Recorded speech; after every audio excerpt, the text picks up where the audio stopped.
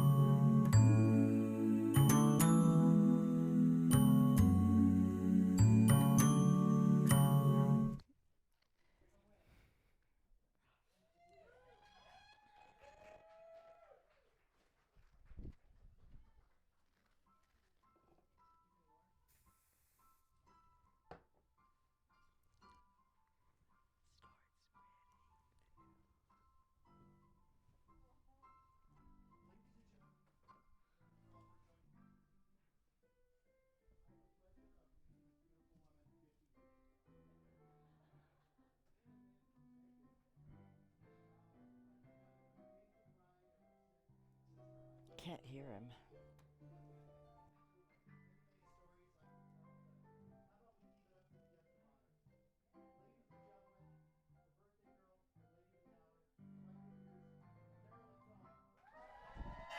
Woo! Hi.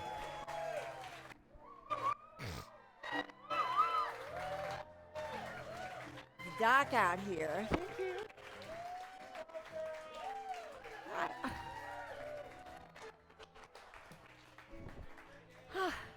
Oh, look how cute. Hello, hello, hello. Thank you guys so much for coming tonight. You are honoring me like you can't believe. I can't believe how old I am, and you're coming to say congratulations on living so long. Who knew I would live this long? I want to introduce these people down front before we even get started because they traveled thousands of miles to be here tonight with me. First of all, my aunt, beautiful Aunt Virginia from Dallas, her daughter Ginger from Nebraska,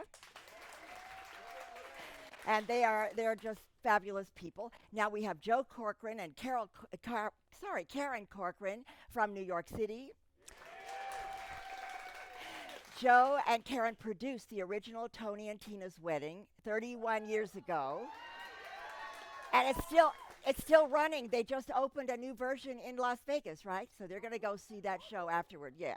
So welcome, thank you. New York City, they're thousands of miles. And this is my friend Marlene and her son Jonathan. Marlene and I were partners on General Hospital, on Days of Our Lives, on Passions, writing shows, and she was once the head writer of All My Children, for All My Children fans. So welcome. Philadelphia. She came from Philadelphia. He drove up from LA last night. So thank you for coming. Okay, I'm going to have to use cards because this was very difficult show to put together because it was, well, boys.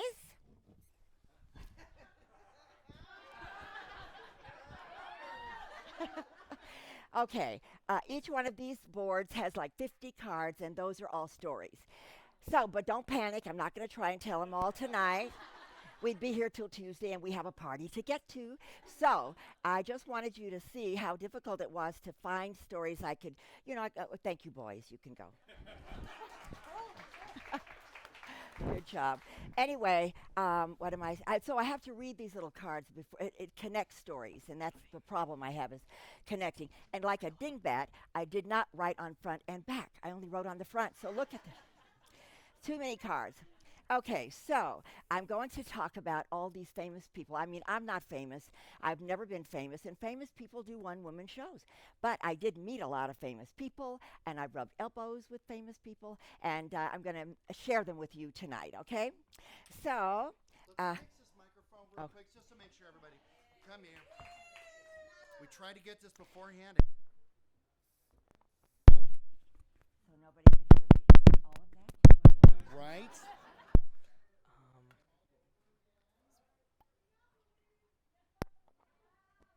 I will try. well, it's supposed to look like I know, right? something like that. That's what she said. What were you saying? It's right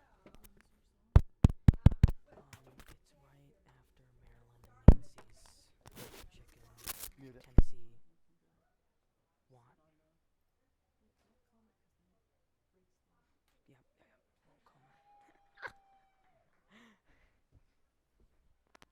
We're friends in Houston, Texas. He grew up there. I grew up there. We did shows together at the Little Theater. He's a fabulous tap dancer and a wonderful performer. And he was, let's see, was that picture? That was last year when we, but that's not when I'm telling that story. That's later. Hold on. Gotta see. Okay. Yeah, we grew up in Houston, and then we went to New York, and we were living in the same building in New York, but all of it started back in Houston. Oh, you can hear? Yeah, yeah, yeah. Okay, and so back in Houston, I was about 8 years old when my mother got divorced, and we had to move into an apartment across the street from the movie theater. And she had a job, so I spent every afternoon after school at the movie theater, and I watched every musical that was ever made, and I loved. Jane Powell was my absolute favorite. What is the cue line for that? I was just passionate about musicals. And I loved Jane Powell. She sang like an opera singer. To me, it sounded like opera. I listened to radio, and I loved the opera on the radio, so I thought she was an opera singer. And she was my favorite of all the stars I got to see. And we had a porch on the front, that fourplex that we lived in, across from the movie theater. They remember. Virginia does, anyway. Yes. And there was a porch on the front. We were on the second floor, and that became my stage. I loved to be out on that porch, and I would go out and sing, and I would dance, and I would pretend I was at a campfire, singing cowboy songs. Or I would sing opera, and sometimes I would create an opera for myself. Well, this was in hot summertime in Houston, where it's very hot and muggy, and there were no air conditioners in movie theaters. So the doors are open from the movie theater. So I'm up on the porch singing away my made-up opera, and I hit some horrible high note, and the manager of the theater came out and said,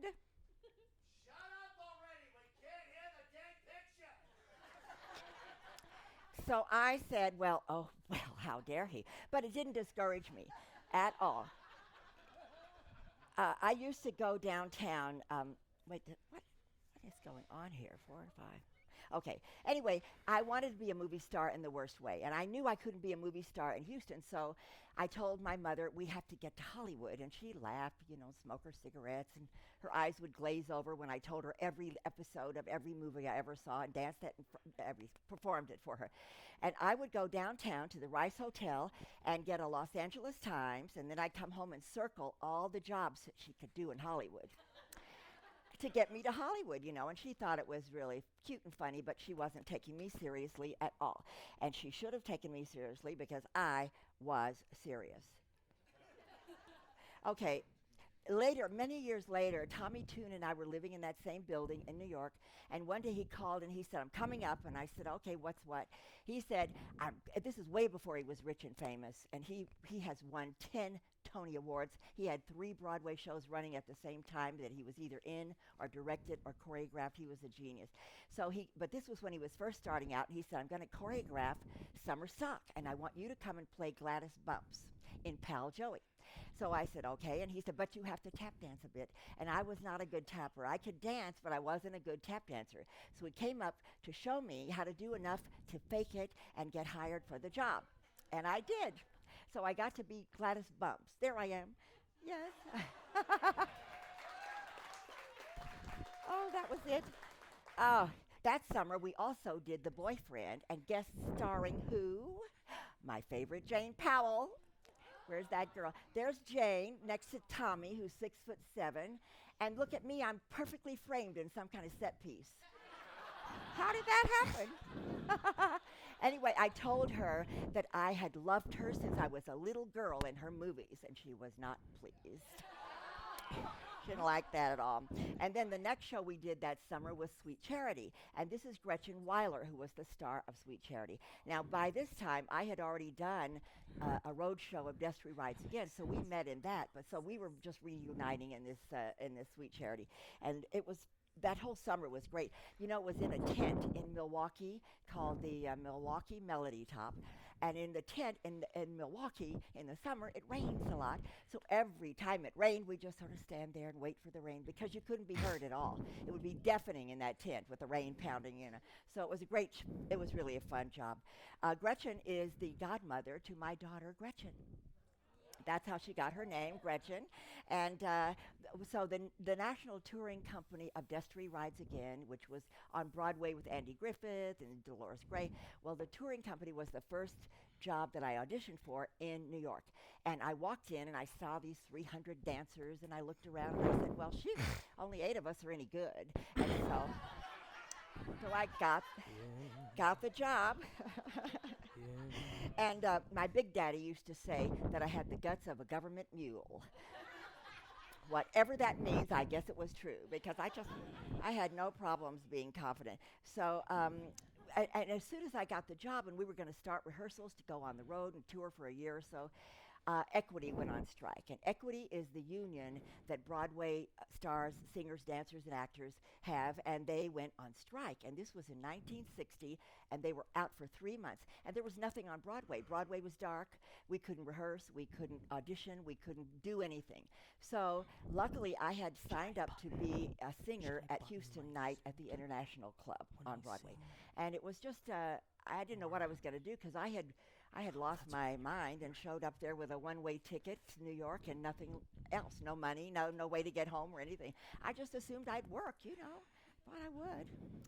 So anyway, I was doing this International Club show, singing a song, and a guy named Larry Hovis showed up. Now, Larry Hovis, remember him? He was in Hogan's Heroes. Yeah, and he and I worked together in Houston because in Houston, all the high schools had a variety show, and everybody did their act in each of the schools, like a little vaudeville circuit. So we'd all go to the same school, different school, and do our same act all over the place. And Larry had an act called the Four Something or Others, and there were 4 guys who sang. And my friend Sylvia and I had an act with my best friend Sylvia. Where's Sylvia? That also, he was, okay, there she's Sylvia, and that's me. We were doing a best legs. We were doing a best legs contest for Photoplay magazine, only we didn't win. Wish you could see him. But that's okay because Sylvia and I had an act, and what else are we going to do? Sylvia and I had an act. Sylvia on the left, okay. Now, we were very big stars in Houston because of our act, and we only had one song in the whole act. We were it. We were the Tennessee Wigwalkers.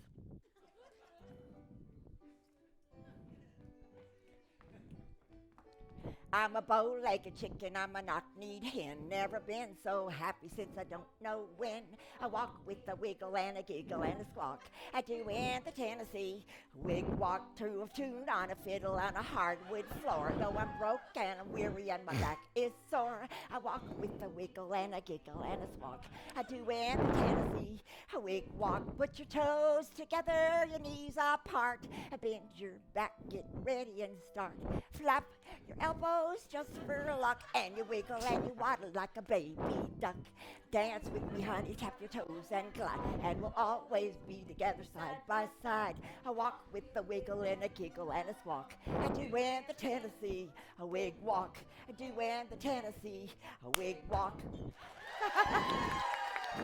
Thank you, Ness. Thank you, Sylvia. Okay. Yeah. So that was our one song, and we played the whole town. We went to the Frontier Fiesta, University of Houston. We played rodeos. We did everything, and we had a big following. We were pretty big stars, and we thought we were. Okay, and excuse me while I take one sip. nerves and not being in shape. Now, when I was in high school shows, that's how I met my first love, Skippy Bickley. Now, Skippy was a singer like Sinatra, and he was the most adorable. He had blonde hair, blue eyes, and the curliest eyelashes I'd ever seen. And he used to call me at night and play Sinatra albums, and sometimes he'd even sing to me.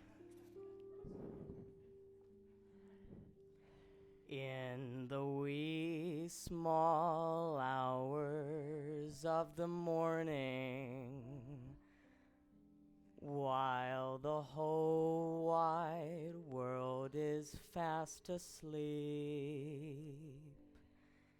you lie awake and think about the girl and never ever think of counting sheep.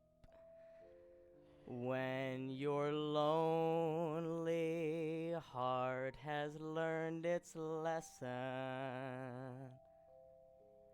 you'd be hers if only she would call.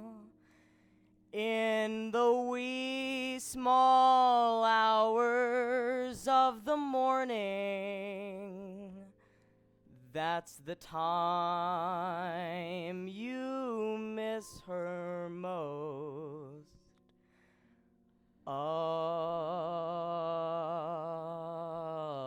all. Girl. Who wouldn't love Skippy? I mean, who could not love him? So he was a senior, and he invited me on his senior picnic, which happened to be on a yacht. So good. And I'd never seen a yacht before, never been on a yacht, of course, but I was so excited and so thrilled to be on this boat. And I ran on the boat, ran down to the point, and I was standing on the point of the boat like, you know, Leonardo and what's her name in Titanic. With the wind blowing my hair and the freckles popping out, and I was just loving every minute of it. So meanwhile, Skippy was down in the salon with a very cute blonde named Little Bit. She had the biggest tits in Texas. So it was adios, Skippy. And at the same time, my partner, Sylvia, her mother got married, and they moved and left town. So I was out of a boyfriend, out of an act. But, you know, every time I hear Sinatra, I still think about that rat Skippy. Okay. Now, Sammy Davis Jr. was doing a television show. He was a superstar. And even a guy as big a star as Sammy was, he was totally intimidated by Frank Sinatra, even though they were the Rat Pack and all, but he was just terrified. So he had this TV show, a variety show, and he had great guests like Judy Garland and the Supremes. And one day he had this wonderful comedian who was a comic and an impersonator, and his name was Frank Gorshin. Remember him? He was the Riddler in Batman.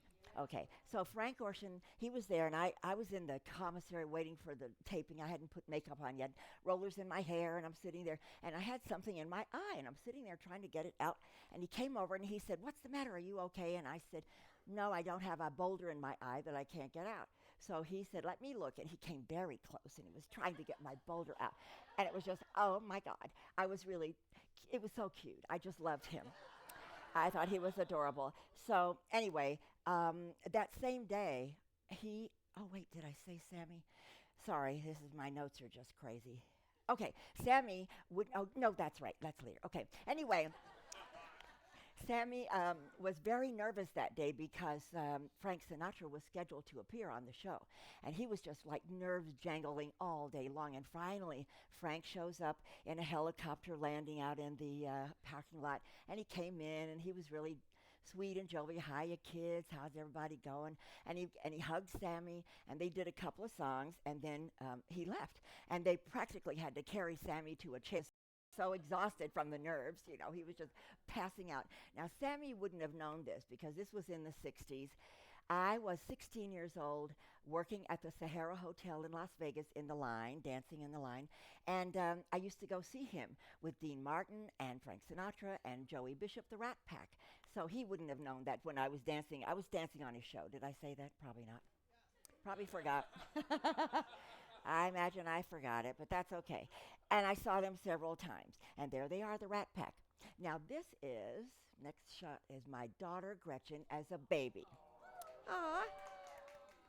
She was about 6 weeks old, and we were at a party that Sammy Davis was having at his house. And he loved photography. He took the picture of her during this party where the music was blasting and everybody was deafened, you know. But Gretchen was sleeping through the whole thing. She was such a good baby. Um, we had arranged to adopt her when she was born, and it was due in November, this baby. And so I was still working in a show. Mike was working in a show, my husband, Mike, Thoma. And one day I got a frantic call from the nurse in the doctor's office, and she said, Mrs. Thoma, the doctor is in Europe, and we can't find your lawyer, and your baby is here. And I said, here, where? And it was October, because it was a month early, you know. So she said, in Houston, Texas. And I said, no, I can't believe.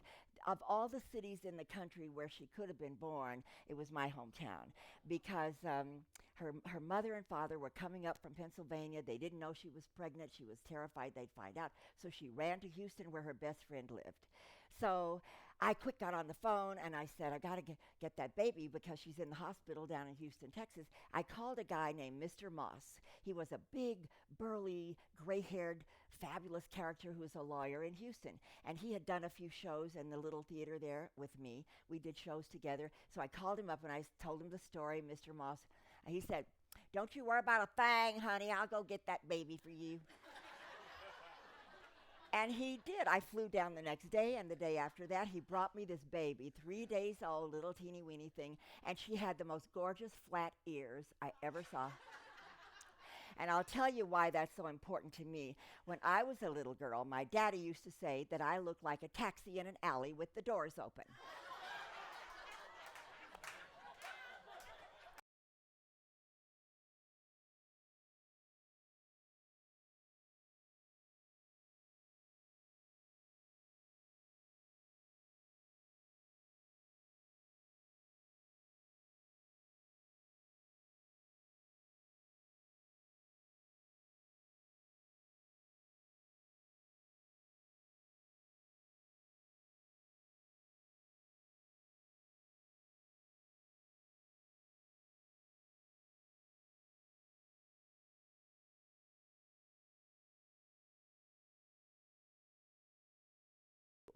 They wanted to teach ballroom dancing to people. So at the time, I was in high school, and I was teaching for some other guy how to do the foxtrot and the waltz and the jitterbug. And they came to school, to where I was working, the studio, and they wanted to see how it was done, because they'd never had a studio. They just were, checking it out. So they liked me, and they hired me away from him to work for them. And I was teaching their clients how to do the foxtrot and the tango and whatever, and taught me how to do their act, because she wanted a break. Verna was tired. I mean, this is a shot, that circle thing above. He taught me how to do that. He taught me ballet. He was teaching me how to do the whole act, and we got together, and I was in heaven. They were my mentors, and they were like second parents. They were so wonderful and sweet to me. His name was Pete Landry, but Landry on the stage. As you know. So he taught me how to do all the tricks and things, and I learned it. We went out, did club dates at the country club, and we were playing, we did like 4 or 5 dates in Houston around the city. And then Verna got tired of sitting around and doing nothing, so they got booked in Vegas, and they left. And I was just heartbroken, because I was so used to I spent every weekend at their house. So we were on the phone one night, and they heard how hurt and heartbroken I was that they were gone. So they said, we're sending you a train ticket. And they sent me a train ticket. And I took a train from Houston to San Bernardino to Las Vegas. And I think it was there at 4 o'clock in the morning when I got in. And the train pulled in to a casino. I got off the train, and there were slot machines and tables and craps and roulette, everything. And I thought, oh, my God. So the train was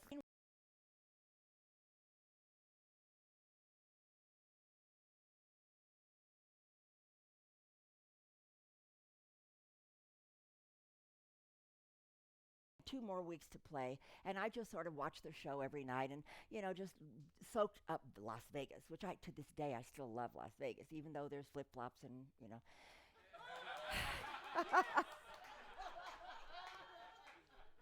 But in those days, we all wore cocktail dresses, sometimes long white gloves. Men were in suits and ties or tuxedos, and it was very, very elegant. And it was very mafioso controlled, so people were towed the line there. They didn't they didn't do anything bad to us. So anyway, people said, well, how could you have been in Las Vegas, away from school? Well, I didn't have to worry about that because my girlfriend Sylvia, this was before she moved away, Sylvia and I had talked my mother and her mother into enrolling us in the Ellen MacArthur Stewart School for Talented Theatrical Children. And she was this dotty old lady, and she had little library tables in her living room, and that's where we were. And Sylvia and I were the only talented theatrical children. Because all the other students were kids that had been kicked out of every school in town, and they had nowhere else to go. So anyway, we were in Las Vegas, cutting back to Las Vegas, and they ended their job, and they were going to drive back to Houston. And Pete had to do all the driving because Verna didn't know how to drive. She would sit in the car and sew her own eyelashes. She would go one lash at a time and make her own false eyelashes while he drove to Houston. And I said, well, I can help. I know how to drive. And he said, you do? And I said, of course I do. I was 15, and I knew how to drive. And he didn't even ask if I had a license. So I didn't tell him, and I didn't tell him that how I learned how to drive was I used to get a Nestle's Crunch candy bar, and you'd take out the tinfoil from the candy. You'd go into the parking lot at the high school and find a car. You'd go underneath, and you'd find those 2 little wires, and you put together with that tinfoil, and it would fire up the engine.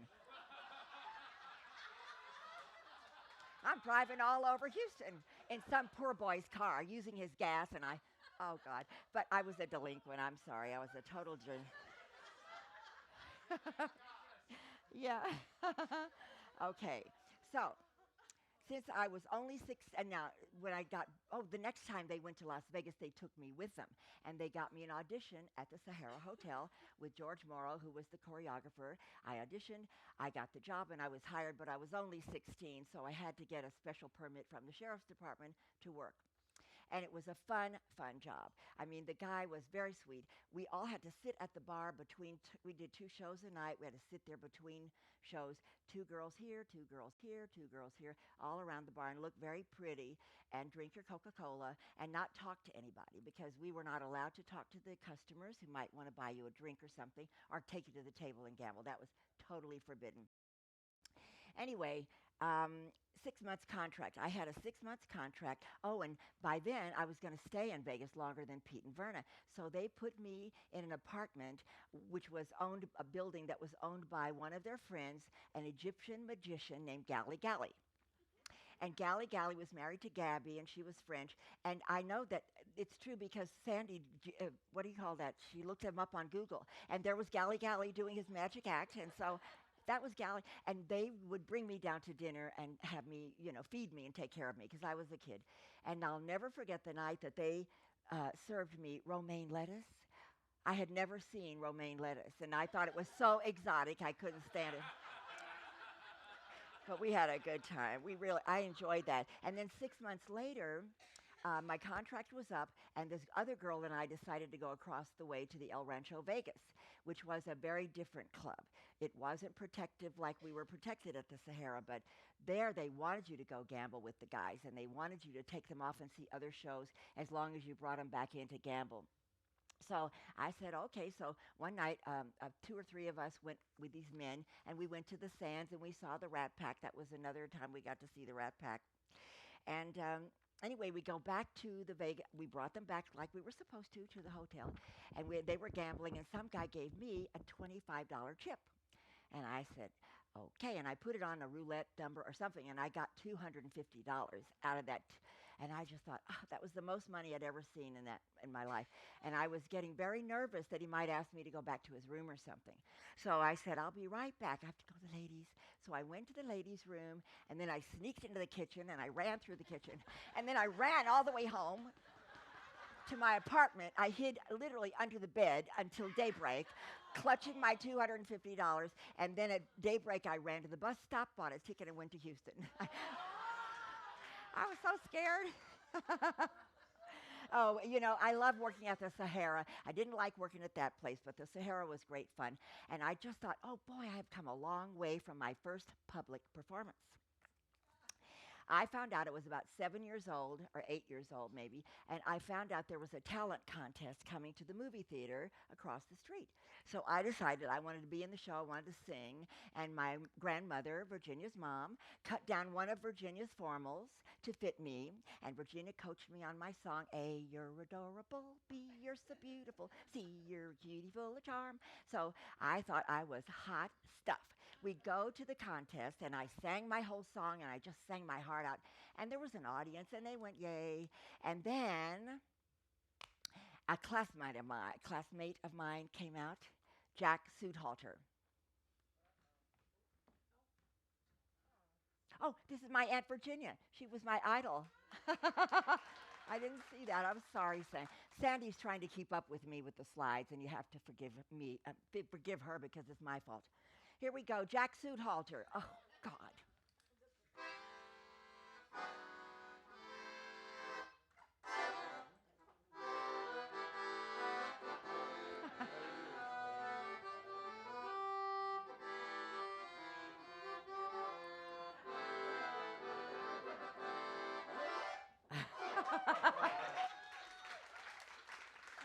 Oh, I couldn't believe I lost to an accordion player. God, that was annoying. Anyhow, uh, let's see, what do I do now? Okay, so, I'm sorry, I can't read my. Okay, I talked about Virginia and how beautiful dimples she could sing, she could dance, and she was gorgeous, and she was my idol. I really loved her. And then Sudhalter played a stupid song, and he got the. And I really wanted that prize, that bicycle that you just saw and heard. Okay, I didn't get it. So after Las Vegas, cutting back to Las Vegas, I went back to Houston, and I was working at the studio teaching the geezers how to do the foxtrot and the waltz and everything. And Joyce Rowland, Joyce Rowland came by, and she was looking for dancers. So she hired me and three other girls to do this act. And she was amazing. She is the one in the middle. She choreographed all the numbers. I'm hooking up on this thing. She choreographed all the numbers. She taught us all the numbers. She made all the costumes. She booked the act all over Texas, and she drove the van to get us there. So isn't that amazing? So we were out in the West Texas in the Permian Oil Basin show in Odessa, Texas, and we were the opening act for a newcomer who'd never been heard of named Bob Newhart. And he was absolutely darling and so funny. He was also single and very cute. We had, and years later on General Hospital, I was working on General Hospital, and one of our writers, Doris Silverton, wrote a sitcom pilot, and she submitted it to ABC, CBS, NBC, which is all we had in those days, those three networks. And they all said, no thanks, they rejected it. So 6 months later, a new television show came on called Newhart. And it was Bob Newhart in a show about bed and breakfast in Connecticut, and it was her script. Remember that one? Her script. So get this, she sued CBS, and she won. Nobody can do that. I mean, nobody's. I know. And she gave the money to her daughter. Her name was Nancy Silverton, and Nancy has to this day a thriving business called the La Brea Bakery in Los Angeles. Isn't that a fabulous success story? I love that. I think I was kind of a success story because I got to dance on Broadway and I got to write soap operas. And, I never expected anything less because I grew up in Texas. We were taught we were bigger and better than everybody. We never had any problem. And so I guess we were our own country. We had our own flag, for God's sake. So how could you not have confidence, right? So I guess it was only inevitable that I turned from opera to country music because that was Texas, right? So my girlfriend Cynthia, now we're 12 years old, Cynthia and I love to harmonize to country music. And we decided we were ready to go to the big time, and we were, as I said, we were 12. So I told my mother I was sleeping at her house. She told her mother she was sleeping at my house. And we hitchhiked down to the Hoedown Club in downtown Houston. And we went in, knocked on the door, and told the manager we wanted to sing with the band. And we were ready to be big time singing with the band. So he kind of hid us in his office until, make sure nobody knew 12-year-olds were in his bar. And then finally the band took a break, and he came out and he said, okay, you can come up and sing one song, and that's all you get to do. And we said, okay. So we go up and we sing our song, and we were thrilled to pieces singing with a live band. And so we went back a couple of times, and he would let us get up there and sing. And everything was just, we were swimming along to success on our way to stardom, right? And until my mother went to the hairdresser one day, and her hairdresser, Ruby, said, Mary Jane, guess who I saw last night at the Hoedown Club? Oh boy, I was busted. So we never did get a chance to go back to the Hoedown. And get this, Cynthia's mother also got married, and she moved away. This was a pattern. I said, I better do a single. I'm losing all my... So there was a great summer stock company in Dallas called the Dallas, oh boy, this thing is coming apart, Greg. Dallas State Fair Musicals. And it was amazing. They had a big 5,000-seat arena, and it was, if you got the job at Summer Stock in Dallas, you were a professional, and you got your equity card. Remember the union, the Broadway union? And they had Broadway conductors and some Broadway stars, some movie stars. So we did 6 shows, 6 musicals that summer. We would go in and we rehearsed the first show, and then we started playing Oklahoma at night, and the next day rehearsing my Most Happy Fella in the daytime. So we'd Most Happy Fella during the day, Oklahoma at night. It was a grueling, hard job, and I thought it was the best training anybody could have ever had. It was fabulous. You've been there a lot. I know Virginia has. She lives in Dallas, so she knows of this place. So anyway, I auditioned one year. The first year I auditioned, I had on a ponytail that was pinned on, and so I was doing my Shanae turns across the stage, and my ponytail went the other way. So I didn't get the job.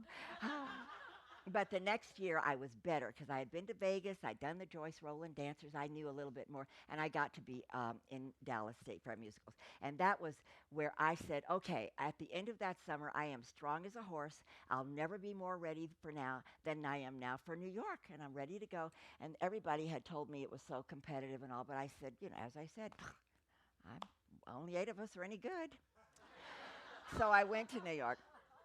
And then I had been before I went to Dallas, though, I had been taking lessons from Patsy Swayze, whose little boy, Patrick, was toddling around the rehearsal. He was at the studio. Look, how sweet. And he was a baby. He was just 2 years old or something. And that reminded me that when I did Destry with John Raitt, his little daughter, Bonnie, was toddling around on the stage. So I knew famous people way before they were famous. Let's see now. So I got that. Anyway, by the end of summer, I went to New York with my $80. I thought New York was even better than Las Vegas.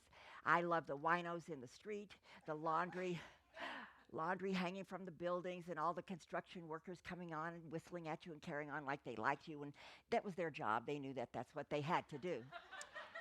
But I loved it. I never felt unsafe in New York. I really didn't, because I knew if somebody hurt me or tried to, those construction workers would run over and help me. They would take care of me, right? Anyway, this is, oh God, that was Patsy Swayze Classes. Please change it. Anyhow, this is represented 10 years of my life in New York City. I did these shows, and every show ran a year or two, So 10 wonderful years. After the strike was over, I got to go in and rehearse Destry with John Raitt and little Bonnie running around. And I went to the Salvation Army, got a $7 trunk that opened this way, and you had hanging clothes over here and drawers over there. So you lived out of that trunk for a year and a half. And that's what we did. We were put on a train, which I love, train travel. And the deal was the producers would pay for the scenery to be shipped out to wherever we were going, and we got to go for free. So we had bedrooms, and we had a bar car, and we just partied the whole bloody year and a half. Oh my God, it was so much fun. We went to Las Vegas first, and then we went to L.A. and then San Francisco, and then at that time in Las Vegas, that was one of the first capsule shows of a Broadway show because they'd never done that before. We had Flower Drum Song down the street and us, Destry Rides Again. And what they did was because they didn't want you to be there in the audience to be in the theater longer than an hour and a half because they had to gamble, they had to get back out there. So they would cut dialogue, they'd cut songs, but every dance number was kept in the show. And so I had killer Michael Kidd choreography, and we were leaping off bars and landing on our knees, and we were dancing our little buns off because everybody else was backstage having a cigarette. Oh my God, it was really fun though. And I loved. After we left Vegas and John Raitt quit he was just there for the Vegas run. Then I had Gretchen Weiler that I later worked with in Summerstock, and Gene Barry who played Bat Masterson. Anybody remember him? He was a cutie too. They were all kind of cute. So after we got done with the Destry tour, I went back to New York and I right away auditioned for the touring company of Bye Bye Birdie because it was just about to close. It wasn't yet done on Broadway. And I got the role of understudy to Cheetah Rivera. And I got to be on Broadway for 2 months until it closed. And then we went on tour. And that's how I met Mike Thoma and how I got my last name. And we went out touring all over the country, another year and a half tour, basically. So I met a guy, Bill Hayes, was playing the Dick Van Dyke part on the tour, and he was such a sweet guy. He would come and work with me in the rehearsals, the understudy rehearsals that I had to do. Well, years later, I was at some Days of Our Lives gala when I was writing that show, and Bill Hayes was there. He had just been hired to play Doug on Days of Our Lives. And he told me his story. He had a wife and 7 children, and one day the wife just left, and he was left with 7 children to raise, the poor boy. But he didn't have to do it for long because Susan Seaforth, who was a star on Days of Our Lives, fell madly in love with Bill, and she raised his 7 children. She married him, and I still get a Christmas card from them every year. Isn't that the sweetest? I love that story. They're such sweet people. So, what else? Okay. Anyhow, I've got to go where we are. Um, after after a year and a half on the road, and once I got married. Oh, I got married. Mike Thoma and I got married. I forgot. Yeah, just P.S. I got married, and Gower Champion was Mike's best man. So he had to kiss me for the cameras. Ooh, that was good. That was fun. On my wedding day, yes. I was pretty bad. All right. Now, back in New York, when I was between shows, your job was to promote yourself. So I would take my pictures and resumes and go to every stage door and leave it with the stage door guy and hope that somebody needed a replacement dancer, or something, get a job somehow. So I left my picture all around all the theaters. And one day I got a call from Bob Fosse's assistant. And he wanted a replacement dancer for one of the girls in How to Succeed in Business Without Really Trying. She was leaving the show, and they had just opened about a month earlier, so she was going off to do something else. So I went in the next day. I auditioned for Bob Fosse. I got the job, and I was in that show for a year and a half. About a year and a half. And I used to stand in the wings every night and watch people like Bobby Morse and Charles Nelson Riley. They were so brilliant. They could do the same show every single night, exactly the same way, and make it look like it was the first time they ever did it. Those were the pros. So you learn watching those pros. Anyway, where am I? Oh, then I left that show to do a new show from scratch. I'd never done a Broadway show from the very beginning, where you go in and you have a table read, and then you get up and start learning dances. So I was doing What Makes Sammy Run, which was a musical based on a play. Anyway, Steve Lawrence was the star. Alan Alda's father, Robert, was a star, and Sally Ann House from Chitty Chitty Bang Bang. So it was cute. It was a cute show. And it was about Sammy Glick was this real go-getter producer in the Hollywood early days, in the early 1920s. And this was about the time that talkies were coming in, and it was the whole play takes place where they're shooting this movie, trying to get people to talk and sound decent, and to try and do a talkie. So I was understudying. Oh, and we were in Philadelphia. That's right. We were in Philadelphia, and the show was tanking. It was just horrible. So they fired the director and got Abe Burrows, who was a big show doctor. He came in and he said, all right, we're going to cut that dance and put this one in. We're going to cut that scene and put that in, cut this dialogue and put this in. He changed everything. And every day we had a new show to play for an audience that night. So that was exciting. You know, that was kind of a thrill. Oh, she said. And so finally we opened in New York, and we'd try to get the theater in New York to hold off on reviews. We do previews for months and months. We do like 2 or 3 months of previews so the critics couldn't come and kill us. And so finally, after 2 or 3 months of previews, we had our opening night. There were 7 newspapers at the time. 4 of the reviews were stinky, horrible. The other 3 were not quite so horrible. So we figured, well, maybe we have a shot, but I figured we'd be looking for a job next week.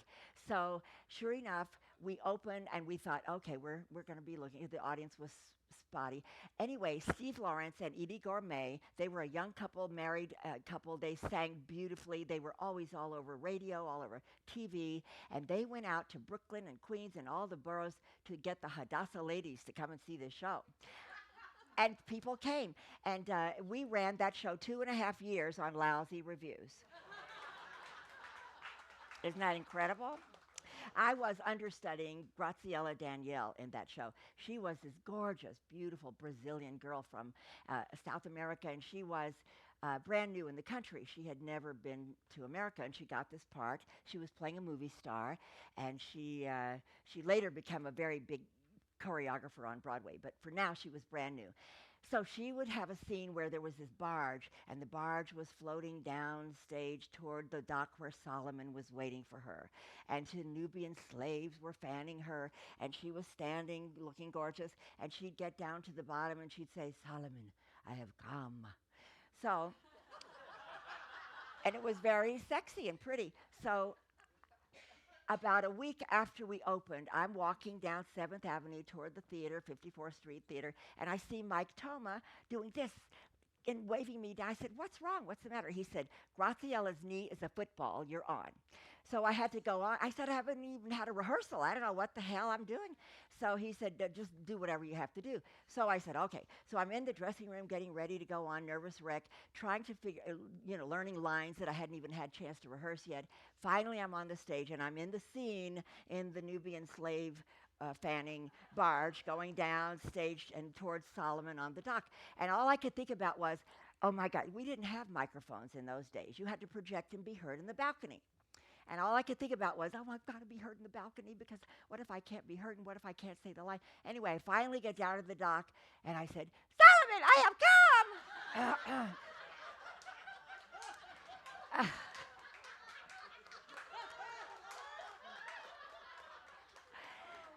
They thought it was part of the act. So the orchestra pit fell on the floor laughing, and everybody laughed. I didn't think I'd ever live that one down. Oh, my God. It was fun. Now, get this. This is so funny. Steve Lawrence was pretty flirtatious, but he was a married man, and I was married, too, so I didn't pay any attention to flirtation from him. But when my friend Nancy, who was a dancer in the show, her husband was Johnny, the trumpet player for Edie Gourmet. So whenever Edie would be off in the Catskills or somewhere doing her show, Nancy would say, Johnny's out of town. And that night at 11 o'clock, Steve would call and say, meet me at the Copa. And I never did. I mean, Copacabana was one of the nice clubs you could go at 11 o'clock at night and see Sammy Davis or Frank Sinatra. You'd see big stars there. Well, I never did. And where would you ever hear Meet Me at the Copa except in a Barry Manilow song? So, and speaking of Barry Manilow, he was one of our rehearsal pianists in those days. Dancers had to sing. We were supposed to sing, and you knew you had to sing good or you wouldn't get the job. So Barry Manilow was one of my rehearsal pianists, and when you'd go to Variety Arts and rent a room, and there would be Barry Manilow playing piano, and you bring your songs and rehearse your songs to audition with, because you didn't dare go to an audition without knowing perfect rendition of your song. And he was so fabulous. He was so adorable. He would help you sound better than you ever sounded. And he would come and play the audition with you as well. So I love Barry Manilow. And there was another Barry I loved, Barry Newman. Did I say that? Remember him? Oh God, he was cute too. He was in. He was one of the actors in What Makes Sammy Run. He wasn't a singer or dancer, but he played a straight role. And he was single and adorable, and we used to talk backstage and all. And he later became the movie he did called, it's a cult film called Vanishing Point. Did everybody see that? What? Kowalski, yeah. And then he had a detective series called Petrocelli, and that shot in Arizona. So when I was living in LA by then, he would call me from Arizona and say, I'm coming to town, meet me at the Copa. No. There was no Copa in LA, but he kind of said that. But he would call me up and say, let's go have drinks at the Beverly Hills. And I never did. I had babies. I had no babysitter. And so we never got together. But it was always a thrill to be flirted with and made to feel good by these guys. You know, they just made you feel good about yourself. I thought that was very worthwhile. Okay. Anyway, after all that, what happened? I can't remember. Okay, so is this Fire Island? That's my mother, my little brother Robbie, Mike, Thoma, and me, and that was our little house. Back in New York, after we were on tour with Bertie for all that time, we went and bought a house at Fire Island with Charles Strauss and Barbara, his wife. He was the composer who wrote Bye Bye Birdie. He wrote Golden Boy. He wrote Superman. He was a wonderful composer. So we had this house on Fire Island. Does everybody know what Fire Island is? Okay. It's a place where they used to burn the trash in the olden days, and it was always on fire, but now it's a great place for the city people to get away, to go out and fire. So we had more fun on Fire Island. We used to play poker on Friday nights, and guess who showed up?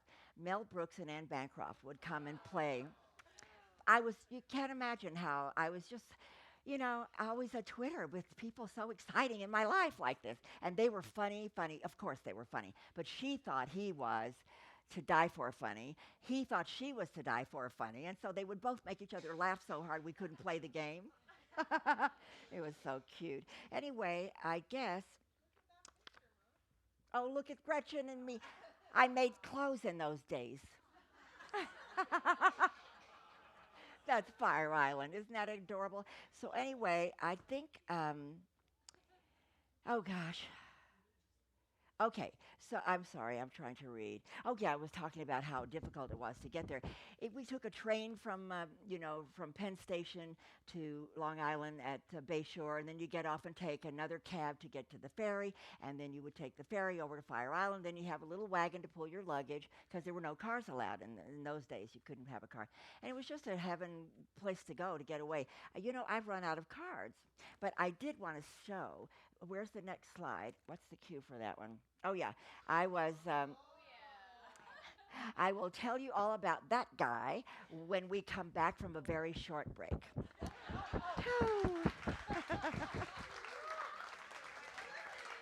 Oh, God. I tell you, I am so stressed with all these dadgum cards. Sorry.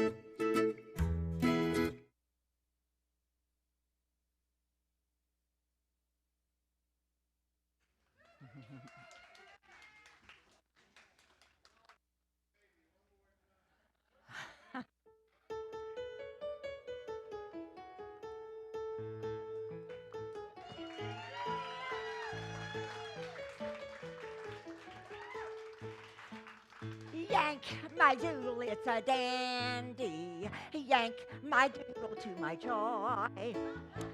Now, that was a song that my friend Marty taught to my little 3-year-old Gregory. Marty was terrible. He taught her, had taught Gregory every dirty little song he ever learned. And one day they said, "Come to school." He was in nursery school, and they said, "Come on down and watch the show. We're going to have a show." And he sang "Yank My Doodle."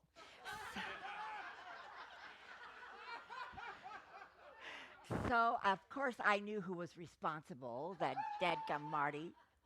Anyway, Gregory was 3 years old. He was he was riding a tricycle that was a three-wheel drive, British tricycle, and I couldn't keep him in the yard. I couldn't keep him anywhere near where we lived. One day, the police knocked on the door and said, "Is this yours?" And it was him, and he was walking a giant Great Dane from across the street. Just decided to take the dog for a walk. Anyway, that's who Gregory was. So now, where was I, and why am I on Steve Allen? Oh, we had adopted Greg. You didn't know how we got Gregory. We adopted him between What Makes Sammy Run and Sophie. And Sophie was a musical written by Steve Allen, who was the original Tonight Show host before Jack Parr, before Johnny Carson. And he was a talented writer. He wrote "This Could Be the Start of Something Big." That was a big hit song. So anyway, but he was on the West Coast and the show was on the East Coast. Well, we had Liza Redfield, the first female conductor on Broadway, and she was brilliant. So he'd call up Liza from California. He'd say, "Okay, write this down." Da, da, da, da, da, da, da. And so she'd have to write it down, and then she'd have to arrange that for a whole orchestra, those 5 notes. And it was insane the way he wrote the show, but he did write it, and we loved doing it because we had a great choreographer, Donald Sadler, who was a brilliant dancer, and he was a sweet, sweet guy. We got to do all these fabulous early 1900s dances like the turkey trot and fun. So we were just hoping to hope that it would run, and it didn't run. We opened, and they just called and said, "Don't come back on Monday," and that was the end. That was horrible, wasn't it? God. So I'm going to have to look at my cards, and then I'm going to look at this thing because I didn't have time to really write all my cards. And I feel bad. I should have done it 2 weeks ago, but well, anyway. So, so I, I wasn't too upset when Sophie closed because I got a new show that was a new show from scratch called Gantry. And this was about Elmer Gantry, which was a movie with Burt Lancaster years ago. And it starred Rita Moreno and Robert Shaw. Robert Shaw was, gorgeous actor, playwright, director. He's everything. And Rita Moreno, about a year ago, came to the Tower Theater. Yeah, remember? So I went to see her, and Greg and Sandy and I went, and we took our program and went back up on the stage to meet her after the show. And I showed her the program, and I said, "Remember this?" And she said, "Did you do that thing?" And I said, "Yes, I did." And if you notice, I had billing above Rita Moreno. It says Elmer Gantry, and then it says so and so and so and so and so and so, and then it says whore Maralyn Thoma.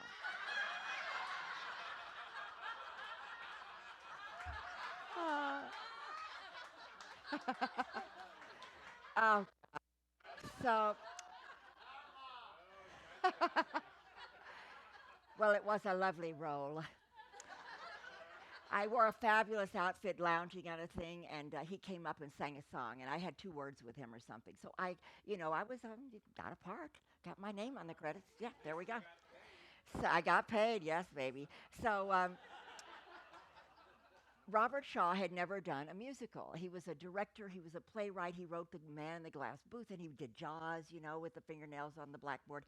So he was doing piano rehearsals. He was great. He had no trouble singing the songs, and he was darling. He was really good. He had a number called Carry Your Own Football or something. And when the orchestra rehearsal happened, I saw his eyes twirl because he had never heard all those notes, and he thought, "Where's my note? Where's my notes?" He couldn't find his notes in all those notes that the orchestra had. So the poor thing was a nervous wreck from then on. And when we opened, they again called and said, "Don't come back on Monday." So we were not doing well, but it was okay. It was a great experience just to know Robert Shaw. He was such a gentleman. He sent his children off to boarding school when they were And I think he had 7 kids or something. And I said, how could you send your little babies off to boarding school at that age? They're so young. And he said, they come back civilized. And that's what he wanted. So he was a lovely guy. We called him a mensch. That means in Jewish, a man who has, responsibility, and he's a lovely person. So Jewish is a language that Marty taught me, all the famous words, Jewish words that I would need to live in New York. And one was shmagegi, one was schlemiel, one was schmuck, one was putz, and one was douchebag. Now, douchebag is not Jewish, but it was something. Was Marty. So he never called people. I mean, it was his favorite word to describe most people, douchebags. So that was how I know douchebag. So then I know you're thinking I've lost my mind and I've forgotten to tell the soap opera stories, but I haven't forgotten. I'm getting to it. I just wanted you to know how I got to the soap operas. So how did I get to the soap operas? Let's look. Uh, when I moved out to LA, I thought I'd be able to be a dancer. I want to try to hurry because I know everybody's hungry. I'm hungry. I want to get this over with. But anyway. Okay. So what? Oh yeah, Marty in the Tenement. Okay. So Marty he was born in the Lower East Side. His parents came over from Poland. They didn't speak English because they were Polish, and they came over they just went right to work trying to make money. And he had 2 brothers and 2 sisters, and they all slept in the same big bed in the tenement, one bedroom down at the end of the hall. And the mother, only words she ever learned were words that the kids would teach her when they'd come home from school, and they'd say, "What do you got for dinner, Ma? Balls." And they would teach her bad words. So so so she would go every morning to wake them up, and there were 5 kids, and she'd say, "Julie, Marty, Becca, Anya, Maxie." And so the next day, Marty said, "Ma, don't sing us back to sleep." They just burrowed under the covers, more because it was cold. And he said, "If you want us to get up, you got to come in and yell something."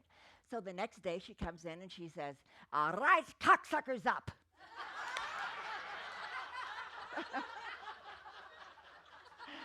Oh, God, I love it.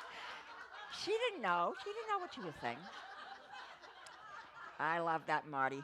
So, so at the same time, Teddy Neely was rehearsing his band in our garage. Teddy was Jesus in the movie Jesus Christ Superstar.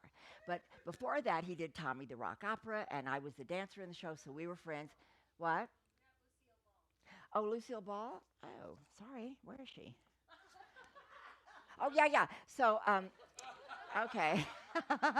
I was looking for work. I've been doing TV specials, and there was no one-year job in LA like there was in New York.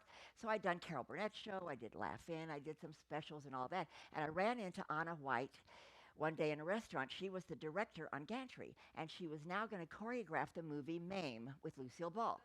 So she said, "Come on in tomorrow, and we're going to do the Speakeasy number." And I said, "Great, I got a job." And I went in the next day, and is that the Speakeasy picture? That's me, and that's Lucy. I was thrilled to be working with her. She was my idol, too, when I was a kid, watching I Love Lucy and all her antics. Well, she was in her late 60s, and she didn't sing very well. And the movie, but I had bombs before, so I could deal with it. And so when that movie was over, I was just so thrilled that I could have been with Lucille Ball. Now, what else, Sandy? Where do I go? Teddy, okay, Teddy. So Teddy Neely, the Jesus Christ. Teddy was in the garage rehearsing his stuff, and he was the best friends. Oh, and this is so interesting. His girlfriend was Kay Cole, and she was in the chorus, a little teenage girl in the chorus of Bye Bye Birdie, the touring company that I had. So I knew Kay Cole, and Teddy was friends with the guy I was going out with, Marty Spear. And then she was the girl in Chorus Line, the original Chorus Line. She's the one who hit that high note in the ballet number. She was fabulous, that little Kay Cole. Anyway, so now where am I now?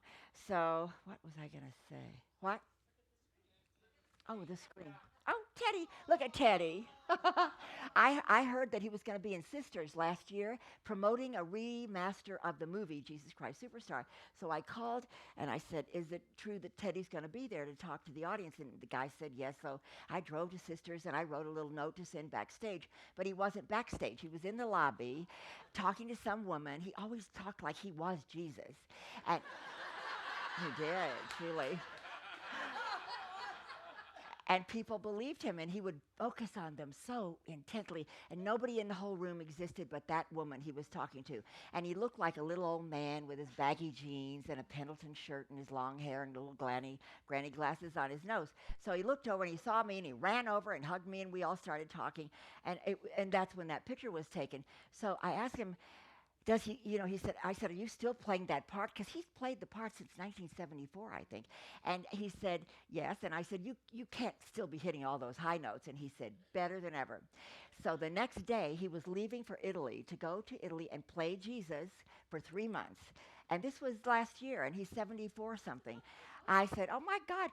But I can tell you that I know when he gets on that stage, he will look like 33-year-old Jesus, and he will still hit those high notes better than ever. I just know it. He was so darling. There was another reunion we had last year. Tommy Tune came to Portland, and he was doing his one-man show. So Sandy and Greg and I go over, and he was darling. He had red tails and gold tap shoes, and his white hair was waving, and he had a little 6 foot by 6 foot platform to dance.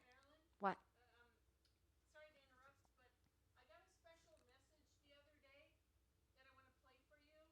Okay. Hello, it's Tommy Toon in New York City, calling with excitement about Maralyn's birthday bash. I'm sorry I can't make it, but I send my love and memories to her. I love you, Maralyn.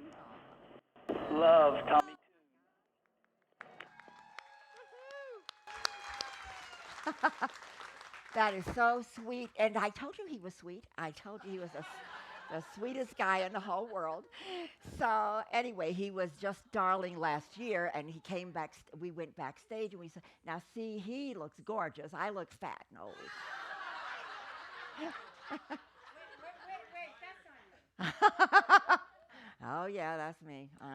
But that was a year ago. I've lost weight. I look better now. So anyway... He is a wonderful person. I will have to write him a long thank you note for that sweet message. That was so darling. So he's somebody that I just think is rare, but we do have some rare talent right here in Bend. And somebody who might be the future Tommy Tune.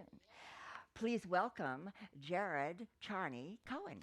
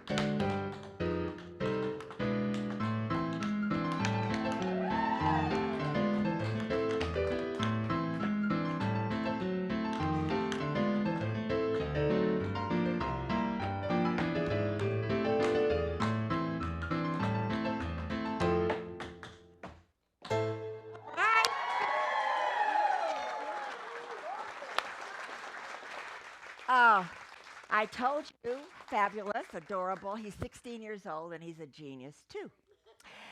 So after Tommy the Rock Opera was over, it was depressing. I had no money to pay the bills, and I was sitting there looking at a stack, and Marty was there, and he was in the same boat, broke, and he said, I have an idea. We chip in, we buy a stamp, and we stamp all the bills deceased. I thought that was a great idea. And the next day, but luckily the next day my neighbor came over and he said, "Listen, my partner needs a secretary. You want to work for him?" And I said, "Sure, whatever you do." Well, it turns out he took me in and I got the job. It was working for the sound effects and music department at Columbia Pictures. So it was a pretty big job, and he knew I was a performer, so he would say, "Maralyn, go over to stage 12. They want a voiceover for Fantasy Island, or they want a voiceover for Police Story, or Hospital Story, or Policewoman." I had all those TV shows in those days, and he would send me over to do voiceovers every 5 minutes. And I got a check the other day from about 3 Fantasy Islands and 4 Police Story, and this is from the 70s. And I got Fantasy Island, Police Story, 1 hospital, and I got a check that was total $3.85. Found money in the streets. That's what we always consider. We're finding money in the streets, and I love it. Now, let's see now, where am I? Oh, and then one day he called and my boss called out and he said, "Maralyn, go over stage 42. They need a singer." So I thought, oh, well, that'll be different and fun. And I get over there. They threw me into makeup. They threw me into hair. And then I got shoved on the set, and it was for the movie, Barbara Streisand movie, Funny Lady. And I was supposed to sing the Maxwell House Coffee jingle on the Fanny Bryce radio show. So I sang Maxwell House Coffee, tasty, toasty, Maxwell House Coffee, Maxwell House Coffee, good to the last drop. So I get residuals from that all the time. I got screen credit. I couldn't believe it. Yeah, isn't that something? Well, anyway, and residuals, speaking of residuals, we were partners in a bar called Residuals. The guy, Craig Tennis, was the major partner, and he had been a writer on Johnny Carson's show for 30 years, writing all those jokes, and he'd always wanted to own a bar. He'd never worked in a bar, he'd never been a bartender, didn't know anything about it, but he was determined to be an Irish bar owner, and he did, and we had this great bar. It was right near CBS, down the hill from Universal, around the corner from the Burbank studio, so we had Gary Marshall was a regular, and Bruce Campbell, who did the Evil Dead movies, he lived right up above. He was always down there, and that's my friend Carol and me somewhere. Carol and I were sitting there at St. Patrick's Day. She was in Sophie with me, and she had come out to have a holiday, and we were having a good time. You can tell we were having a good time. Anyway, so where am I now? God. Oh, yeah, at Columbia Pictures, I met a sound effects editor named Jeremy Honak, and he wanted to make a movie. And so I said, well, I'll help you make a movie. Let's make a movie. You know, I mean, I just hated hearing whining about making movies, and nobody ever did. They never even tried. We did. We pooled all our money. We got money from mothers, and mothers got money from friends, and we got a movie to make. So we went Dark Ride. Well, it was called Killer's Delight in the beginning. And then we changed it to The Dark Ride for whatever reason, I don't remember. But Sport Killer too. Yeah, we had all kinds of titles, but it finally wound up as The Dark Ride. And we got the movie made, and I'll tell you how. At the time, my soon-to-be, he's my ex-husband, and I'll tell that story another time. Mike Thoma was opening the American Academy of Dramatic Arts in Pasadena. So I went to the school, and I said, if you guys, all these kids that were actors, student actors, excuse me, will work on the movie for 3 weeks, just 3 weeks, and do it for free, I'll get you a SAG card. Well, you know, everybody knows Screen Actors Guild cards are very prized possessions, and people have to work hard to get them. What you have to do is call the guild and say, this boy is the only possible person to play the role. He has to be in the movie, and he has to have a SAG card. So they got their SAG cards, and they had, one of them drove the honey wagon, you know, and it fell off on the freeway, and we had nightmares like, you know, those are the porta potties. And somebody else cooked meals every night for the whole cast and crew, and they had 2 or 3 lines apiece, and they were happy to get their SAG cards. So I had to play. It was really totally low budget, meaning I had to play all the dead bodies, naked dead bodies. That is me. We had a rice, and I think it's polite to blur it like that. Absolutely. So glad it's blurred. So we had to gone up to San Francisco, and the killer van was driving across the bridge, and helicopter shots, goes up the mountain, throws me off the cliff. Not me, but the plastic doll, some kind of doll, stuffed with rice. And they threw the doll and then cut to me leaping off the wall into the swimming pool where I was stark naked and freezing cold in the winter. I said, one shot, that's all you get. You better take that shot and get it right now. I'm not doing this again, you know. So that was me flying off the wall, pretending to be dead. So we had Susan Sullivan and Jimmy Luisi. They were in Another World together, and they were our stars. And I had to, nightclub scene where she had to sing, but she didn't know how to sing. We couldn't afford anything else, so I wrote a song, I sang the song, I recorded the song, and she lip-synced. So this was really, a one-horse show. Anyway, Jimmy Luisi, I told you that. What? Where's Gregory?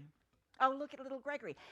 He was 8 years old discovering a dead body. That was his role. All he could do.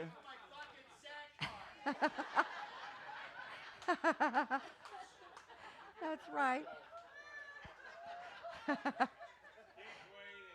And well, the kids were both involved in the movie, as were all my girlfriend's kids. They had to be in swimming pool scenes, and they came after the movie. We did post-production at home, winding leader in the basement and, splicing film up above. And it was really it was a bad movie, but a fabulous learning experience. And one of the gals who worked on the picture, she was a woman who was just doing it for fun. Her name was Hilly, and she knew I needed a job after that movie was done, and so she took me to meet her friend, Pat Falcon Smith, who was the head writer on General Hospital. And now we're talking soap operas. Told you I'd get there. So soap opera. Here we go.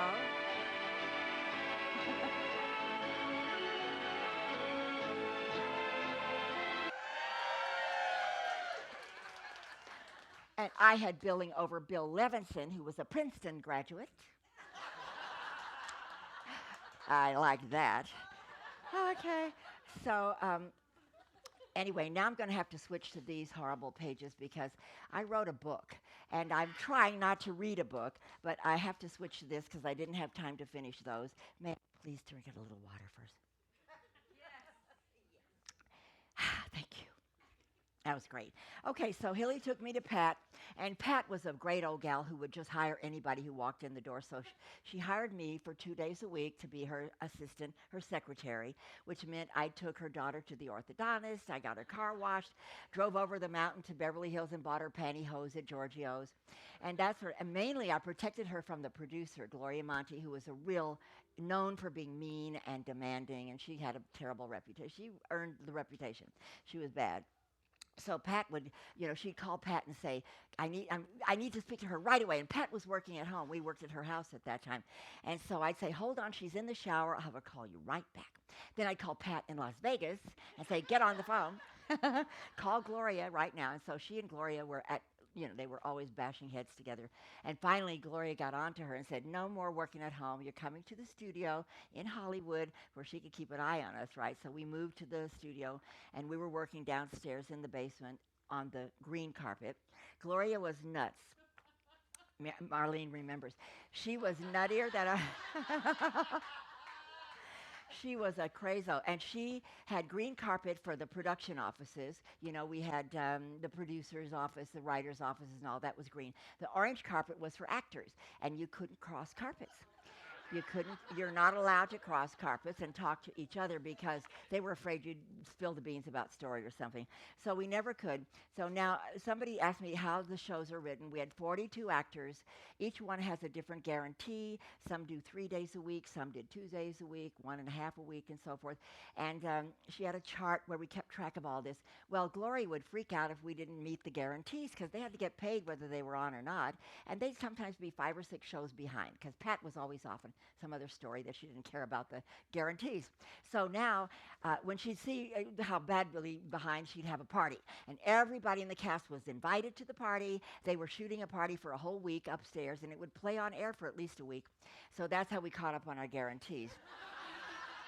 It was like commandeering an army to write a soap. So one night they were up there shooting a big party scene, and I was downstairs typing about 10 o'clock at night, and I see this guy coming down the hall in his tuxedo pushing a hockey puck with a stick, and he saw me working, and he came in, and he said, what are you doing here this late? I said, I'm working. What are you doing? He said, I'm working. We started talking. He was Richard Dean Anderson. Is he?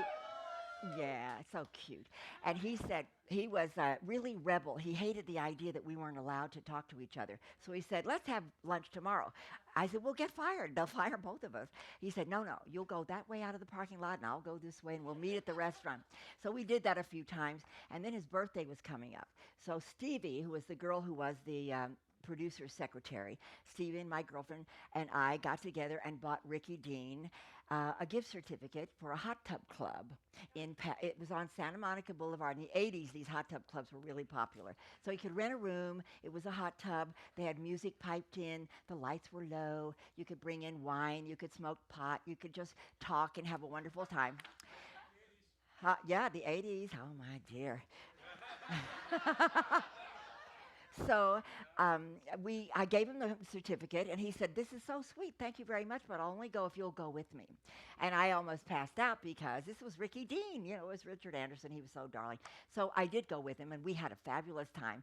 And we dated a little bit after that. You know, we would go to restaurants and go to dinners. We never got caught. Gloria never had to fire us, but he left the show to become MacGyver. That was his series after he left General Hospital. And I have to tell you that when I bought his picture, I had to pay for that picture because I didn't know you could do Google Images. I didn't. Who knew? I could have saved so much money. But I got the picture by going on eBay or something. And when I got it, it put me on his website. So I sent him a little email. And I said, I'm just thinking about you and the night we spent in the hot tub, period. I didn't say anything else.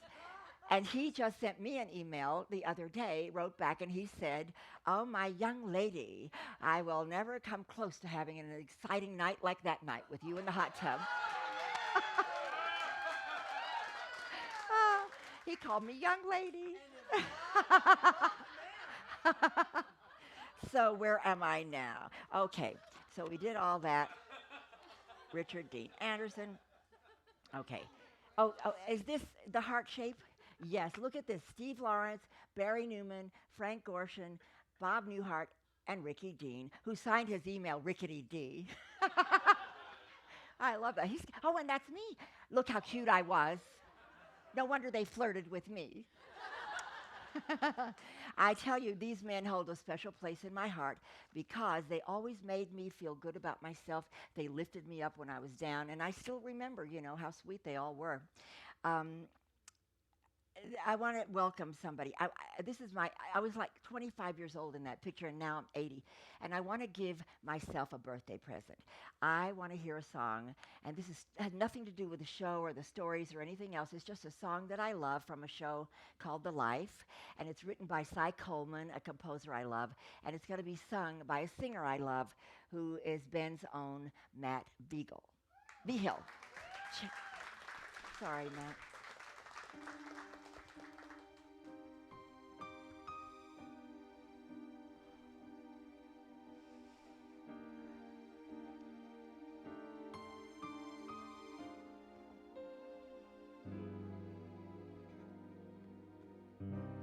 I never thought you'd hurt me.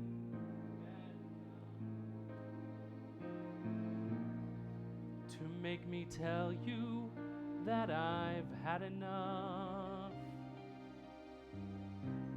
I thought that love would take us all the way, and now I hardly can believe what I'm about to say. I'm leaving you. Whatever happened to that dream we used to share? Whatever happened to that love that once was there? Whatever happened to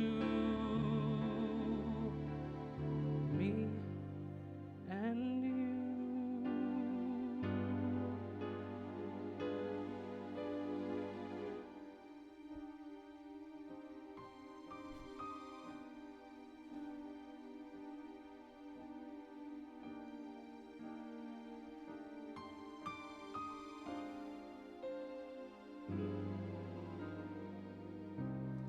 I could take losing pride and losing face.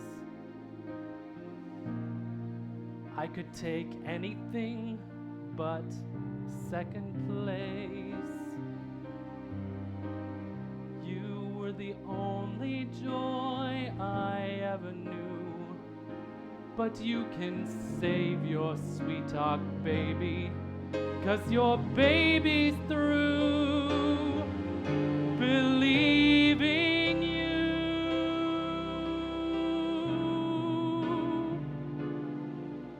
I'm leaving you.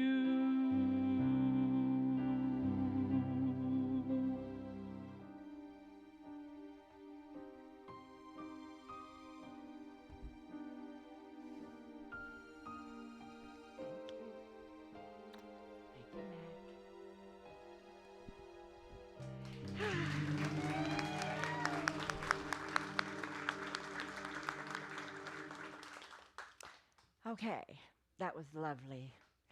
As I said, it has nothing to do with anything, but I just love the song. And so now that is my Marty, and that's his friend Howie Storm, and that's me. And my teeth were huge. But I thought that would probably look good on a big stage if I had big teeth. So I wasn't too bad about that. So now that's Marty in the middle, and he was, his best friend from childhood was Howard Storm. And Howie got a chance to direct a sitcom. He was a stand-up comedy guy, but he did get a chance to direct a sitcom called Mork and Mindy. So he went to to hire my friend Marty. And the producer said, to do what? And he said, well, nothing. I can't explain Marty. You just need to hire him. So the producers liked Howie, and they said, okay, we'll hire Marty. And they called him a dialogue coach, which meant he would sit and read lines with the actors when they were getting ready to shoot a scene, and he would help the guest stars with their lines. But the main thing he did was keep the set happy, because he was the funniest human being that ever walked. Robin Williams would fall on the floor laughing at him, and Jonathan Winters and George Lopez and all these people who were funny, but he was funnier. And so Marty had a job, and he went from soap opera to soap opera to soap opera. He and Howie used to, when they were kids, they grew up together. They used to go to Broadway and sneak in at intermission and see every show on Broadway, the second act, never the first. And one day, Marty got caught sneaking in, and the stage door guy was holding him by the neck and about to throw him out the door. And Betty Garrett was starring in that show. And she came by and said, what are you doing? And he said, this kid sneaks in and I'm throwing him out. And she said, oh, no, he's a friend of mine. Leave him alone. So she pulled him aside, and Marty was so grateful because he didn't know Betty Garrett and she didn't know him. But he didn't get thrown out. And don't you know that years later, when he was dialogue coach on Mork and Mindy, she was a guest star. And they remembered the story. Isn't that amazing? I think these are fun stories. Marty had a crazy family. His sister Becky would call him in the middle of the night and say, the Puerto Ricans are coming to rape me.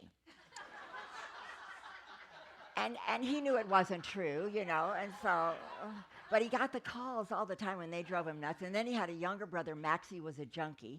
Maxie would show up strung out on heroin with filthy clothes, and Marty would take him in and get him cleaned up and get him sober and buy him new clothes and get him a job and then send him on his way. And 2 weeks later, he'd be back in the same shape.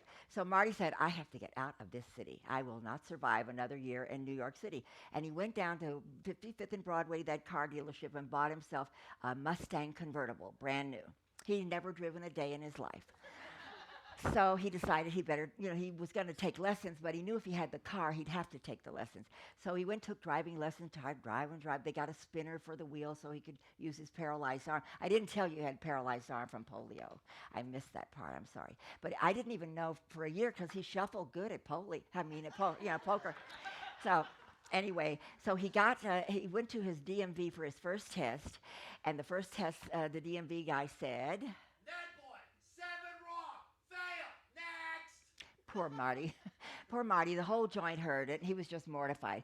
But he didn't give up. He went back for the second time. And this is what he heard the second time. That boy, 5 wrong. Fail. Next. Poor Marty. He didn't think he'd ever get it. But the third time he went in and took the test. And that boy, 2 wrong. Congratulations, you got your license. And the whole crowd at the DMV cheered because they were so used to Marty losing. Isn't that funny? I want to tell you that when he died 11 years ago, he had a big memorial at the Pasadena Playhouse, and there were at least 1,000 people there. There were grips and gaffers and directors and writers and makeup people and everybody that he'd ever worked with on a soap opera, on his sitcoms. And they all thought they were Marty's best friend. That's how he made you feel. And Karen, at that memorial, sang the most gorgeous version of Smile you've ever heard, and maybe she'll sing it later after the show. Yay! I know, we're all missing Marty still. He has a Ned Boy, what's it called? Muddle. The Muddle Memorial. It's on Facebook. And people talk about him all the time and go in and remember stories about how crazy he was and much fun. Anyway, I did that story already about the Betty Garrett, right? I'm trying to edit as I go. Sorry. Okay, we did that. So back at General Hospital, that's where we were. And things were heating up between Gloria and Pat, and they were really fighting every single day. So one day, Pat went, and in those days, Pat was a packager. She was paid, say, $20,000 a week, and she would pay me and her writers and pay the rest of her money to herself because, she wanted to make the most money. She only had a few writers. She wrote all the other stuff. So one day she went in and she told Gloria, she said, "That's it, I quit, I'm taking my package and we're going to Days of Our Lives." Well, I knew that she already had a Days of Our Lives deal because she was not going to quit if she didn't have another show to go to. So I heard her on the phone talking to somebody and saying, "Screw that writer. He wants how much money? No way, I'm not going to pay him that money. I'll hire a novice and I'll pay her minimum or him minimum." And I thought, aha. So I went in and I said, "Now listen, I've been doing this for 2.5 years. I know how to write this stupid show. Here's a script. If you don't let me be a writer, I quit. You got to find a new secretary." So she said, "Well, okay, give me a pen." And she started to read it and edit. So that afternoon, she called me and she said, "We have a meeting tomorrow with Days of Our Lives producers, and I will introduce you as one of my writing staff." So I got in the show. That was fabulous. I spent the next 20 years going between General Hospital and Days. And every time I got fired the first time, and I was just heartbroken and devastated, and I called my agents and I said, I've got to get a new career, obviously. I got fired. And they said, "Oh, don't be crazy. We'll have a job on another show next week." And they did, because what happened was the network would get annoyed and say, "That producer isn't giving me ratings. They're fired." So the new producer would come in and fire all the writers and bring her own writers in. So we got fired all the time, back and forth. We were back in. And one year I did, I got fired from one of those, and I went to what's the other one? Santa Barbara. That's where I went. Santa Barbara was a crazy show that got all the awards for some reason. I think it's because we had to vote for each other, and so all of us voted for Santa Barbara thinking they wouldn't win, because it was like... And then they would win the Emmys and the Writers Guild Awards and everything. It was really funny. We were working very hard, and I didn't see much of my kids in those days, but you know what? They survived. Don't ask me how, but they did. Gretchen was in a school play called Your Good Man, Charlie Brown, and she was singing her song Supper Time because she played Snoopy, and she accidentally kicked the bowl and it hit somebody in the front row, and she said, "That's it, I'm never going on the stage again." And she didn't. She never was an actor again, but she did go work backstage. She was at University of Colorado in Boulder, came home for Christmas vacation, and Jeremy, the guy I worked with on the movie, had his own sound company, and he called her and said, "I need you to come in and do Foley." And Foley is a sound effects job where people watch the screen and they run around. If you run across the screen, the footsteps run across with you. So she makes all the noises that you see in the movies or TV, ice tinkling in the glass and rubbing on a leather coat and all that stuff. So she was doing really well. I told you that she was, she was going to go... Anyway, she does a fabulous job, and she never did go back to Boulder. She just stayed with Foley because she made great money, and it was a good job for her to keep. But she did get her AA from COCC a couple of years ago, so we're happy for her there. Now, what? The movie on screen. Oh, what? Oh, this was, she has, that's her name, Gretchen Thoma. She was the sound effects editor. She won a Golden Reel. I thought we were going to see the Golden Reel Award. The Golden Reel Award is like the Oscars for sound effects, and she won for The Revenant, which was the Oscar-winning picture. Yeah, so that was very exciting. And then, speaking of awards, those are Writers Guild Awards that I won. That's the third one. The first one I won, I was down in L.A., and it was a a fabulous award ceremony because not just daytime TV people or nighttime TV, it was movies, and we got to meet movie stars all over the place, and I loved it. And guess who was in the audience that night? Somebody I wouldn't meet for another 5 years was Cricket Daniel. She's a local playwright, yeah, and she has done 7 shows here at this theater. One of these days she'll be on Broadway because she's that good, she's that talented. She's not here tonight, but her husband's here, right, Jason? Yay, yay. Okay, good. And then I won this Emmy also for Santa Barbara, and this one lives in Gregory's picture framing shop. It's a good conversation piece. And then, huh? Okay, I will, absolutely. So cricket can, anyway, my last soap opera job was on Passions, and that's me in the corner with the Emmy, yay.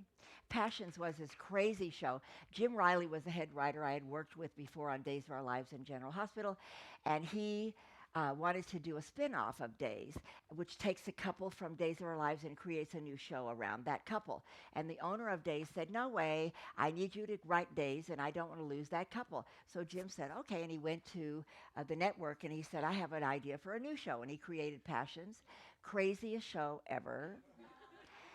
Tabitha the witch sewed a little doll that looked like a boy, and when they were alone, the doll came to life and they could talk, because that's the only time she could do dialogue was when she talked to the doll. You know, she was a witch and nobody knew, so we had to have her talk to the doll all the time.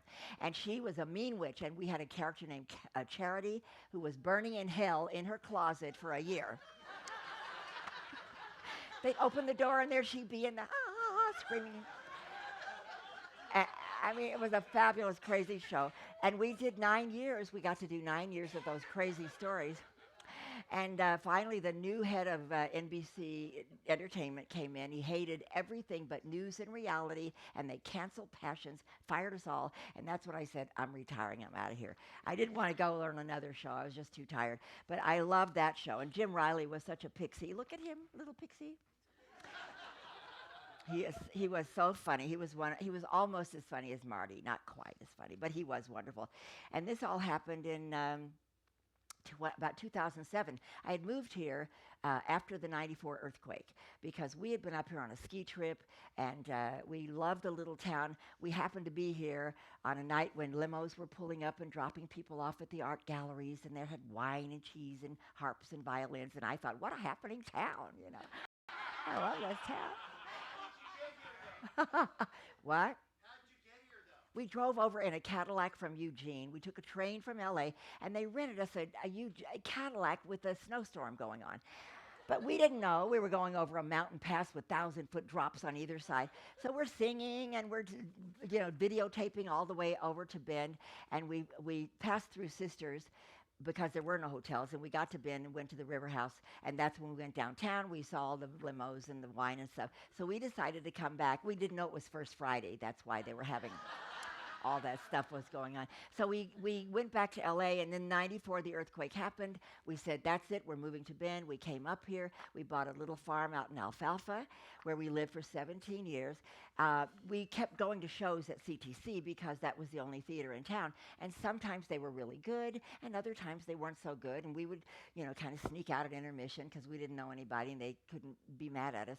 Well, we thought we should open a new theater here, and it took us 3 years to find this building here, and this was a motorcycle repair shop, and this was the bay where they did the repairs. Out there was a used clothing store in that room, and down at the other end where you came into the lobby was a shoemaker. So we waited for him to retire, and then we incorporated his little space, and we made this theater here. The first show we did, well, first we did a show out in Alfalfa because we were still living out there. We hadn't found this yet. We did Greater Tuna. Everybody see Greater Tuna? I love that show. And we did it out in Alfalfa, and we had been to a bed and breakfast up in Sisters and told those people that we were going to do the play. So we look out the door, and there's this white stretch limo in the driveway, and it's from the bed and breakfast. He brought all his clients, and they were having champagne and sandwiches while they waited for the show to start. It was adorable. Well, Greg had to be in it, Sandy had to be in it, I had to be in it. Everybody had to be, we just recruited because there we are. Look at us. We had no set. We had no costume. Oh, my God. But that was our very first production, and we decided to open the theater. And then when we got this place, done, painted black. We rented 2 light poles to have lights on the actors, and we had 30 camp chairs from Costco, and that was our first right here in this space. And we have done for 17 years some fabulous productions, really. And Sandy and Greg have been running it. I know. I had to give up running it because I just couldn't do it by myself, and I was complaining one day, and they both said, we can do it, like Mickey and Judy, they could put on a show. So they did. They took over running, and they did such a they're still doing a fabulous job, and I'm thrilled. Now, we went up skiing. Where was I? Oh, the earthquake damage. Did you see the 3 dogs in the pool? No.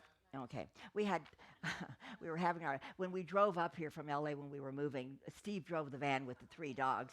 Look at Petey and Wendy and Julio. Anyway, we had those 3 dogs.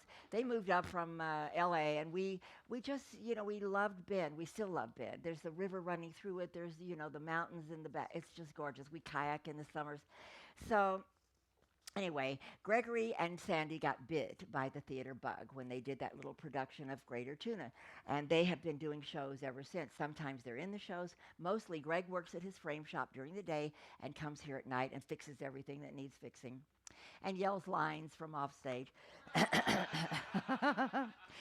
Greg and Sandy met through a computer program, and she came to Walmart where he was doing lube and oil jobs, and she said she needed work on her car just so she could check out how he looked. And she liked what she saw, so she said, they had code names from this dating thing. And he said, I'm so-and-so, and she said, I'm so-and-so, and they went to lunch. They have never been apart since. They got married here in the 18, 19 years ago, they got together, and they did a show for their wedding. They had 2 crates that they sat on with a computer for her and a computer for him, her dog Mabel, his dog Alex, and they talked about how they met and all that. And the script was written by Bob Woodward, who used to be the mayor of Bend, and it was adorable. And then we had the wedding and all. It was a wonderful wedding. And they're still married. And there's Kyle, their little, there they are. Oh, that's Kyle. Baby Kyle, who's now in the audience, and he's 26 years old and has a beard. 25, almost 26. Almost. There's Kyle as a little 5-year-old. And there he is as a grown-up. Yeah. I think that was Vegas, right? See, I told you I love Las Vegas.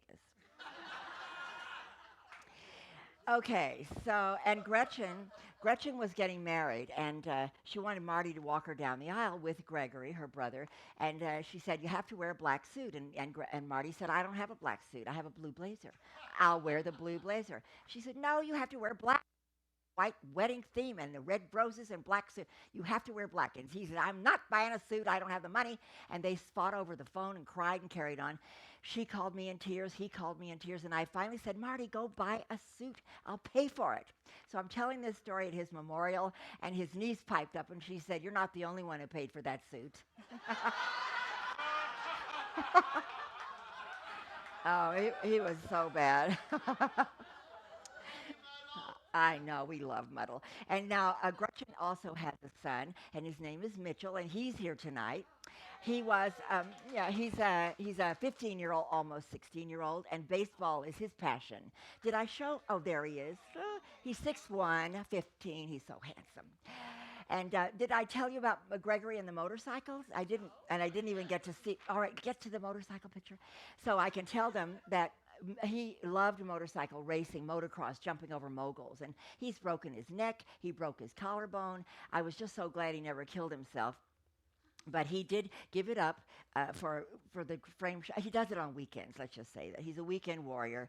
Now, I want to tell you that I have 2 wonderful grandsons, and I think everybody should have grandchildren. They're much more fun than children and enjoy. They really are. I want to end. This thing is not picking. There it is. I'm getting close to the end because I know everybody is tired and ready to eat, and I know I'm ready to stop this.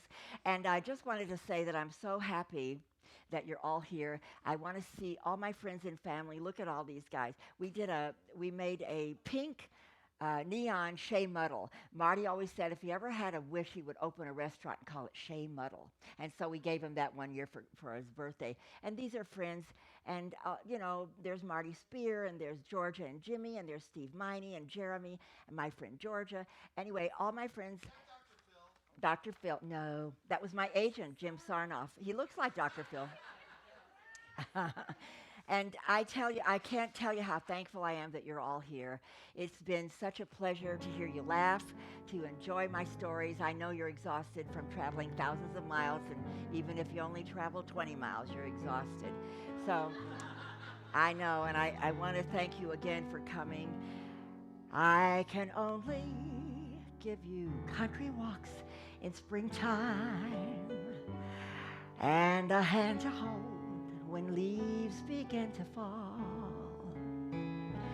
and a love that's shining bright to warm the winter nights. That's all. That's all. Thank you so much. Thank you. Thank you. Okay. Matt Behill, Craig Chisholm, Jared Charlie Ross, and Nancy Scherb. I've lost my voice. Ian Patrick on piano. Rachel in the booth, thank you, Rachel. Sandy, thank you for the slideshow. And Gregory, thanks for the voiceovers. Thank you so much. Ladies and gentlemen, my mother, our mother, Maralyn Thoma. Thank you. I know, now we can eat. Let's go party.